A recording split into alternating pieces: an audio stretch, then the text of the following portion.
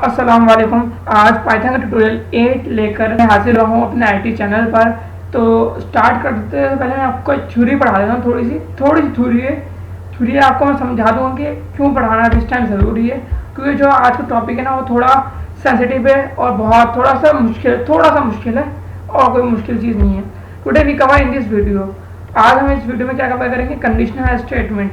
Conditional statement किस तरह की होती हैं, जैसे कि आपने घर पे सुना होगा कि आपके अम्मी अब्बू बोलते होंगे कि बेटा अगर दही मिले तो दही ले आना, अगर ना मिले तो टमाटर लेके आ जाना, हरा धनिया मिले तो हरा धनिया ले आना, अगर ना मिले तो पुदीना ले आना। ठीक है, अगर मगर वाली जो कहानी होती है ना उसको हम बोलते हैं इफ और एल्स। पाइथन की जुबान में भी और इंग्लिश में भी इफ और एल्स ही बोलते हैं। तो कंडीशनल स्टेटमेंट हमने बता दी कि क्या होती है। Conditional statement let's us choose which statement will be execute next.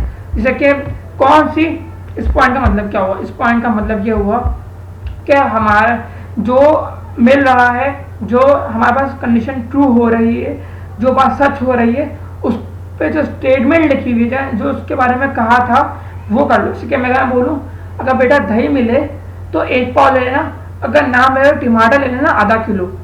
अगर वो जाके देखेगा दही की दुकान पे, हाँ भाई दही मिल गया तो ठीक है, दही कितना लेगा, 1 पाव लेगा।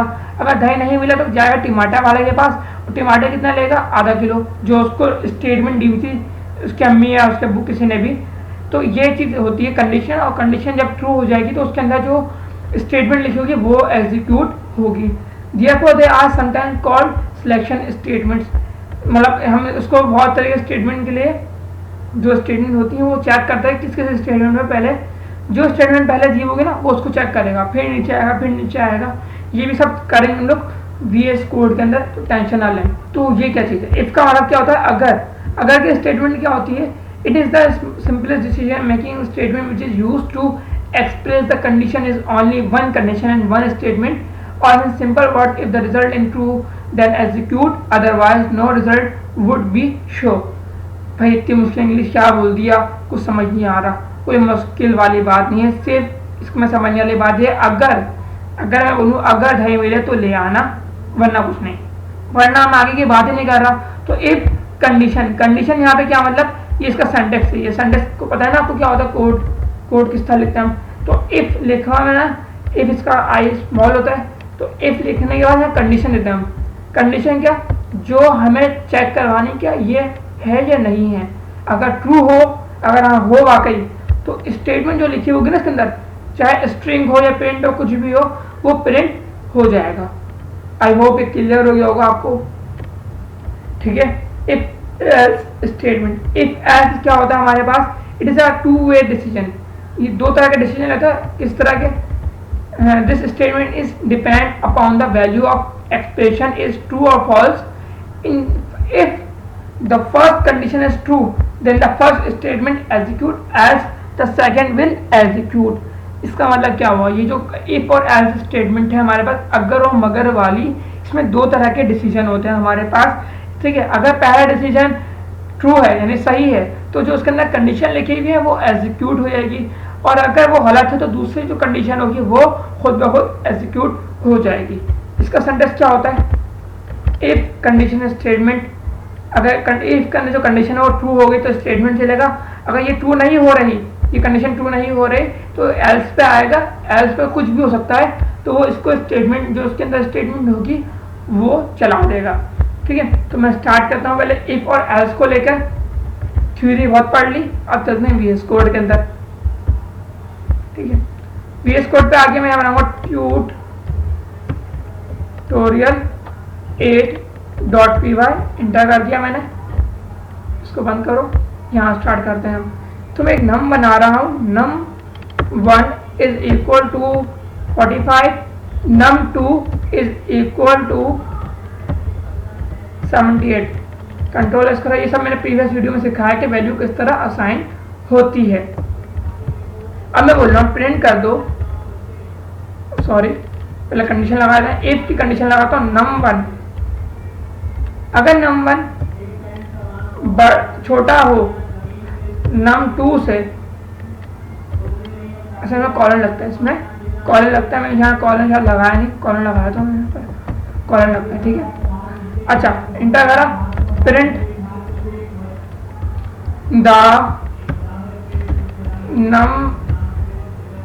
The value of num1 is less than num2।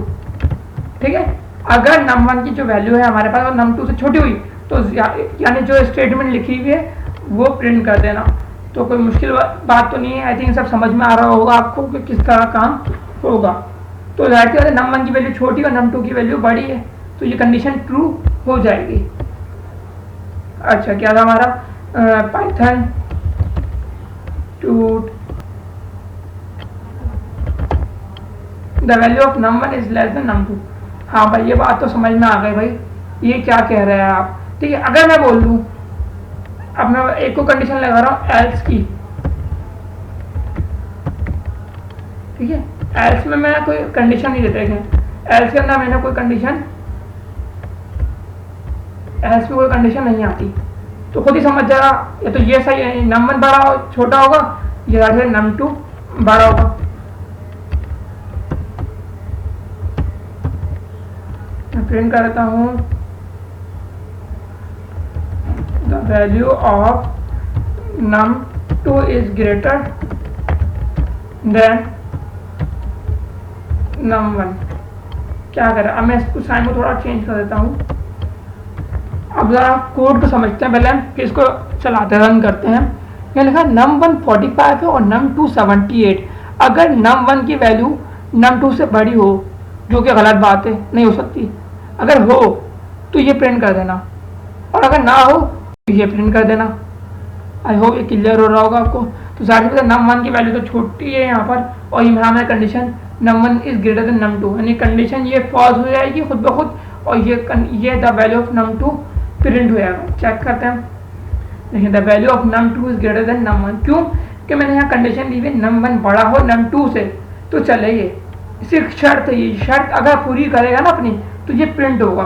तो जाहिर सी बात है num1 45 है, num2 78 है, तो ये प्रिंट नहीं हो सकता, क्योंकि 45 इज नॉट इक्वल, यानी 45 बड़ा ही नहीं है 78 से, 45 बड़ा हो ही सकता 78 से, तो ये कंडीशन फॉल्स हो गई, और ये फॉल्स हो गई तो इसको छोड़ देगा, फिर इस पर आया और इसको ये प्रिंट कर देगा। ठीक है, अच्छा अब इसमें एक और चीज़ होती है, वो होती है बड़ी मज़ेदार। मैं एक और वेरिएबल बना देता हूँ num3 के नाम से, और उसकी वैल्यू कर देता हूँ मैं जैसे कि 80। ठीक है, और अब मैं यहाँ क्या करने वाला हूँ, if num1 is greater than num2, या और का ऑपरेटर तो आपको पता होगा कि और किस लिए यूज होता है, भाई एंड लगाता हूँ मैं, और num1 की वैल्यू बड़ी हो num3 से भी। मैं इसको लिख देता हूँ ताकि आपको इजीली समझा सकूँ। मैं यहाँ पे पहले कर देता हूँ 85। अच्छा, एलिफ होता है हमारे पास, एलिफ क्या होता है मैं समझाता हूँ, कोई टेंशन वाली बात नहीं है, कोई मुश्किल नहीं है कुछ भी, सिर्फ थोड़ा टाइम दें और समझ जाएंगे आप कि काम क्या हो रहा है यहाँ पर।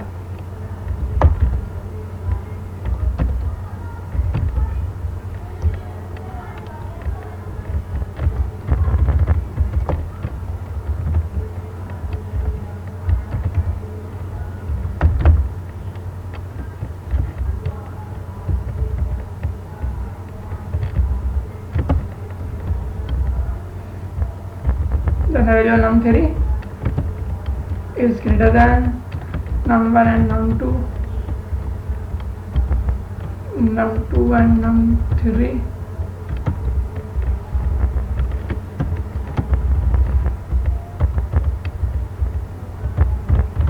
num2 and num3। अच्छा जी, अब यहाँ पर आंसर है, कोड समझते हैं पहले हम, फिर हम इसको चलाते हैं। इसको नीचे कर लेता हूँ थोड़ा मैं। अच्छा ज़रा गौर से देखें, जूम भी कर लेता हूँ थोड़ा सा। अब क्या काम हो रहा है यहाँ पर, num1 85 वैल्यू है, num2 के अंदर 78 स्टोर हुआ है, और num3 के अंदर 80 स्टोर हुआ है। ठीक है, ये तो कोई कंफ्यूजन वाली बात नहीं होगी। अब यहाँ पर आते हैं, if num1 is greater than num2, अगर num1 की वैल्यू बड़ी हो num2 से, और एंड का मतलब बता देना, एंड क्या करता है, एंड दोनों कंडीशन ट्रू होगी तो आगे काम करेगा, वरना यहीं छोड़ देगा। और एंड का मतलब उर्दू में क्या होता है और। तो num1 बड़ा हो num से और num1 की वैल्यू बड़ी हो num 3 से, num1 बड़ा होना चाहिए नंबर 3 से और नंबर 1 बड़ा होना चाहिए नंबर 2 से। तो ये लिखा हुआ है the value of num1 is less then लिख दिया मैंने, is greater than num2 and num3, यानी num1 की वैल्यू बड़ी है num2 और num3 से। अगर ये ना हो तो फिर क्या हो, अगर num2 की वैल्यू बड़ी हो num1 से और num2 की वैल्यू बड़ी हो num3 से, यानी num2 इन दोनों से बड़ा हो, तो क्या प्रिंट हो, the value of num2 is greater then num1 and num3। इसके साथ साथ अगर दोनों ही ना सही हो कंडीशन, दोनों ही कंडीशन फॉल्स हो जाए, झूठी हो जाए, गलत हो जाए, तो भी क्या हो, यानी स्टेटमेंट खुद ब खुद प्रिंट हो जाए, print the value of num3। जाती बात है न num1 बड़ा है इन सब में न num2 बड़ा है, तो फिर कौन सा नंबर बड़ा होगा, num3 बड़ा होगा हमारे पास। तो num3 is greater then num1 and num2। तो अब दोबारा मैं कोड पे आ रहा हूँ। अब यहाँ देखें किसकी सबसे ज़्यादा बड़ी वैल्यू है, num1 की। तो num1 85, यहाँ पर समझो 85 है यहाँ पर, और यहाँ पर क्या है 78। तो 85 बड़ा है 78 से, हाँ ये बात तो सही हो गई, आधी बात सच हो गई। फिर यहाँ पर आएगा 85 बड़ा है 80 से, हाँ ये सही है। तो ये पूरी कंडीशन ट्रू हो गई। तो अभी कंडीशन ट्रू हो तो वैल्यू क्या आंसर देगा मुझे, the value of num1 is greater than num2 and num3। Check करते हैं इसको कंट्रोल एस करता हूँ। अब चेक करें, the value of num1 is greater than num2 और num3। जैसे कि मैंने कहा कि num1 की वैल्यू इन दोनों से बड़ी है, तो उसने वो प्रिंट कर दिया। अगर मैं num2 की वैल्यू को बड़ा कर दूं, num2 की वैल्यू में कर दूं जैसे कि 90 कर दूं उसकी वैल्यू में, तो क्या होगा, द वैल्यू ऑफ num2। तो ये इस कंडीशन को चेक करेगा, ये कंडीशन इसके सामने फॉल्स हो जाएगी, क्योंकि num1 की वैल्यू 85 है और num2 की वैल्यू 90 है। तो 85 बड़ा नहीं है 90 से, तो ये बोलेगा ये बात तो गलत हो गई, तो उसको इसी वक्त छोड़ देगा, आगे बढ़ेगा ही नहीं। फिर नीचे आ गई, फिर चेक करेगा num2 की वैल्यू है 90 और 90 से बड़ी वैल्यू होती है 85। 90 बड़ा है 85 से, हाँ भाई बड़ा है, और 95 बड़ा है 80 से, 90 बड़ा है 80 से, हाँ बड़ा है। तो ये वाली वैल्यू प्रिंट हो गई। जैसे ये प्रिंट हो गई, the value of num2 is greater then num1 and num3। अगर मैं बोल दूं num3 की वैल्यू जो कि 100 है, तो क्या होगा, अब ये इसको रीड करेगा, num1 छोटा है, num1 कितना है 85। मैं इसको भी एक काम करूँ 70 कर देता हूँ, ताकि आपको एक थोड़ा सा कॉम्प्लेक्स करूँ ना तो मज़ा आएगा आपको समझाने में भी और समझने में भी। तो 85 num1 क्या है 85, हाँ 85 बड़ा है 70 से, हाँ भाई बड़ा है 70। आधी कंडीशन आधी बात सच हो गई, अभी आधी बात सच हुई है, इसके साथ वाली कंडीशन लिख दिया मैंने एंड। और num1 की वैल्यू 85 जो है वो बड़े होना चाहिए नंबर 3 से। तो num3 क्या है यहाँ पर 100, तो ये झूठ हो गई, यहाँ पर ये बात गलत हो गई, तो ये कंडीशन तो चलेगा नहीं, मतलब ये द वैल्यू ऑफ num1 ये प्रिंट नहीं होगा। अच्छा भाई, अब यहाँ पर आएगा ये स्क्रीन में, num2 की वैल्यू क्या है 70 इज ग्रेटर देन num1। 70 बड़ा है नहीं, कोई बड़ा नहीं है, यहाँ पे 70 85। तो ये कंडीशन वैसे ट्रू हो गई, यहाँ पर आके खत्म, ये कंडीशन वैसे ही फॉल्स हो गई। तो अब इसके आगे बढ़ने की जरूरत ही नहीं है, तो ये इसको भी चेक नहीं करेगा। अब जाहिर सी बात है किसको देखेगा, बोलेगा ना ये सही है ना ये ट्रू है ना ये ट्रू है, तो ये खुद बहुत ट्रू बन जाएगी। एल्स क्या होगी, एल्स वो होगी जो खुद बहुत ट्रू हो जाती है, चाहे आप उसमें कंडीशन कोई सी भी हो, कंडीशन को कोई दो या ना दो। The value of num3 is greater then number and num2, जैसे कि लिखा हुआ आ गया। आई होप ये क्लियर हो रहा होगा आपको कि इफ एलिफ और एल्स का काम क्या होता है। इफ अगर, एलिफ अगर, मगर, एल्स अगर ये हो तो वो, मतलब सिंपल सी चीज़ है और कोई इशू नहीं है। हम इफ और एलिफ के अंदर कंडीशन लेते हैं, जैसे कि यहाँ पे लिखता हूँ कि एक वेरिएबल बनाता हूँ मैं बाहर के नाम से, ठीक है, और उसका नाम लिख देता हूँ IT एजुकेशन,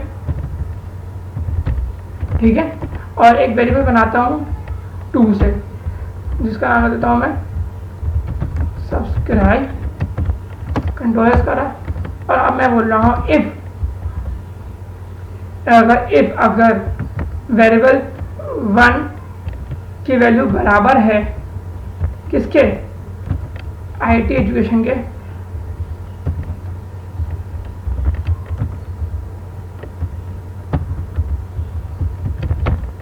IT एजुकेशन के, तो प्रिंट कर दो।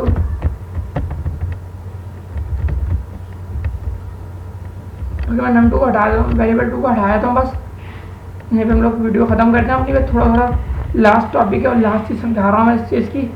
तो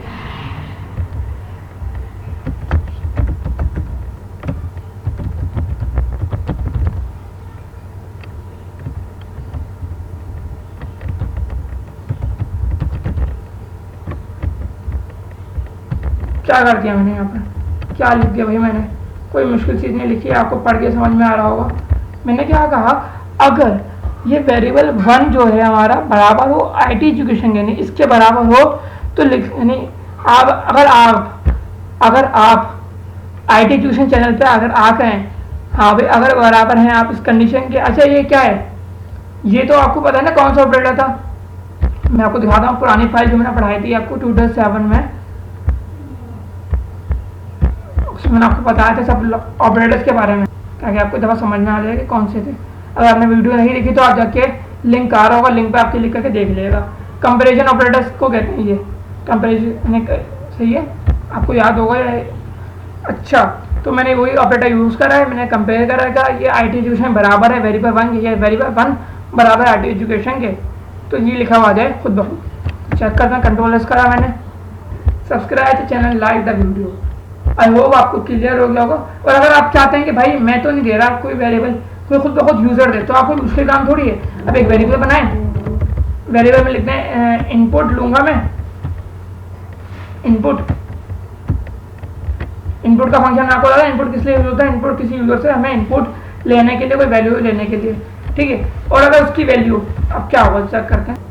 मैं कह रहा वेरिएबल बन के ना इनपुट दे दिया कि एक वैल्यू बनाओ, उसमें इनपुट जो भी आया है वो। अच्छा यहाँ पर मैं लिख देता हूँ, ये चलना शुरू हो गया। अच्छा देखिए भाई मैं चलाया मैंने प्रोग्राम, मेरा वेरिएबल 1। एक काम करता हूँ मैं, इसके बाद एक और चीज़ दे देता हूँ ताकि आपको दिखे हाँ कुछ हो रहा है यहाँ पे प्रिंट।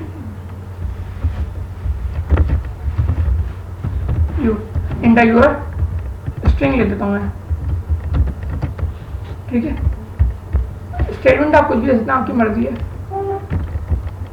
अब देखें क्या होगा यहाँ पर। इंटर यूर स्ट्रिंग आपको दिख रहा है, यहाँ से प्रोग्राम चलना शुरू हो गया। प्रोग्राम चला, इसमें का कोई वेरिएबल में आप इनपुट दें, तो मैं इनपुट दे रहा हूँ यहाँ पर IT एजुकेशन। मैंने अब IT एजुकेशन दे दिया। अब ये क्या करेगा, अभी चेक करेगा अगर वेरिएबल 1 के अंदर IT एजुकेशन है, subscribe the channel and like the video. और अगर नहीं है तो मैं बोल दूंगा भाई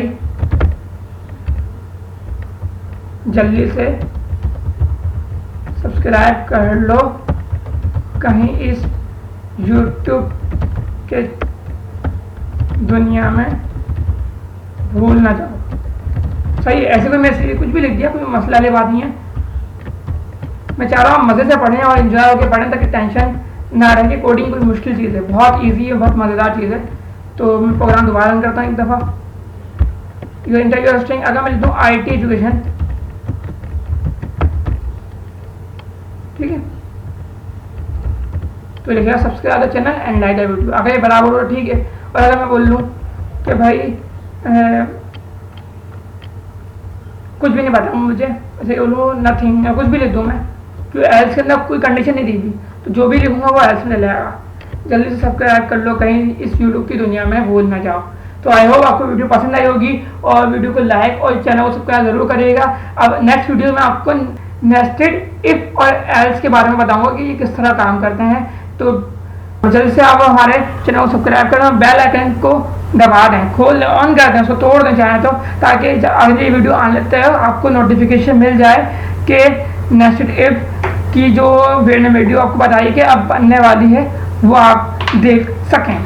शुक्रिया, अल्लाह हाफिज़।